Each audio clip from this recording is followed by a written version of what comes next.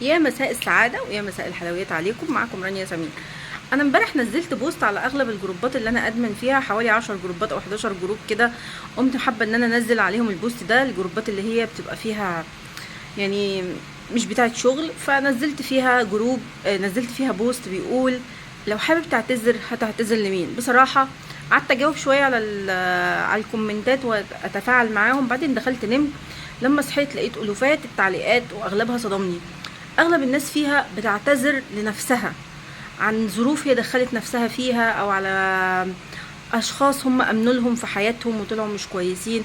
انا الاول طبعا انا زعلت من نفسي ان انا قلبت عليكم المواجع. حابه اعتذر لكم نيابه عن بشاعه العالم وعن بشاعه الاشخاص اللي انتوا قابلتوها، وحابه اقول لكم ان في كل محنه في منحه، وفي كل لحظه الم في بدايه جديده للسعاده. لكل نهايه وحشه مش سعيده اكيد بنلاقي بدايه جديده.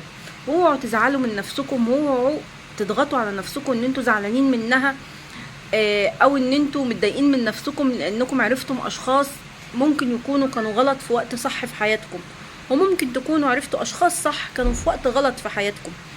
بس اللي لازم تعرفوه ان ربنا ما بيديناش حاجة وحشة ابدا. ربنا ما بيكشف لناش السوء في اشخاص الا علشان هو عايزنا نبدأ بداية جديدة ونعيش حياة احسن. جايز نكون كل واحد بيمر بظرف بيشوفه ان هو اسوأ حاجة في الحياة، ولكن لو بصيتي لمشاكل غيرك، لو بصيتي اللي غيرك فيه، ممكن تلاقي تقولي ياه ده انا مشكلتي كانت صغيرة قوي.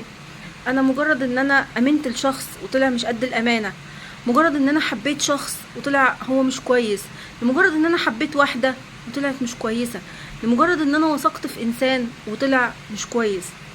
ما تلوموش نفسكم، لان ببساطة جدا انتوا نفسكم ملهاش ذنب في الحوار ده.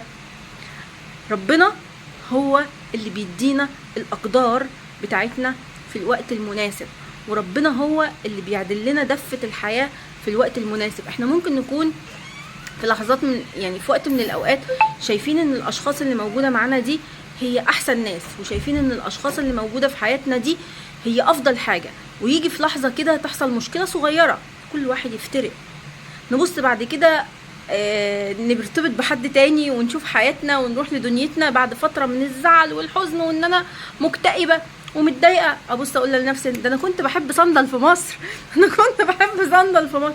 فمش عايزاكم تزعلوا من بشاعة العالم، انا اسفة. انا ما كانش قصدي ان انا اقلب المواجع على حد، انا ما كانش قصدي ان انا يعني كل واحد يفتكر الوجيعة بتاعته. بس اللي لازم تعرفوه ان ربنا دايما بيختار لنا الاحسن. كان معكم رانيا سمير، والسلامتي.